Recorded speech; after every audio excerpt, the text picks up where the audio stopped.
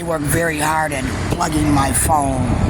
They spend so much time on my Facebook, Twitter page, putting up pictures and memes.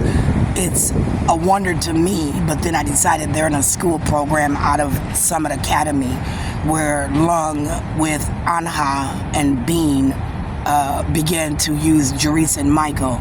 It's my theory that when my dad moved out of Georgetown and he came and got Jerice and Michael, that he abused my children the same as he did me with that Bonneville. So in theory, Bean is the rapist of the iPhone from the Asian Orient, where again, he didn't want to go to public school because he said niggas was fucking with him, even though he was in a white area. So I just assumed white kids was fucking with him because he didn't want to, like my dad said, conform, learn English appropriately and be in an English school. So people like Lung forced my dad to marry people like Anha to get people like Bean here, so then Bean could complain about Negroes helping people like Lung with his consulate lie so that he can continue his rage against the black community. So I can't stand, Lung either.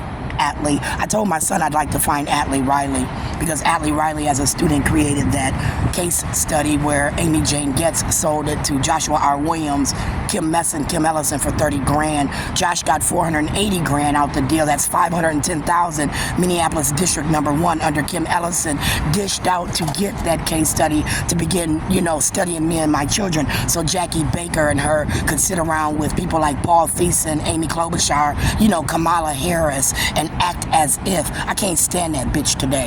I'm for real, Krisha. I'm fake as you guys. I can sit there and act, but what goes on in my head, you guys find out later as I walk away. And you don't always like that. We didn't have that kind of lifestyle on Oliver, did we? Not at all. But we got it now. Why? Because I said y'all hated me more than I hated you. And you guys helped them hurt me.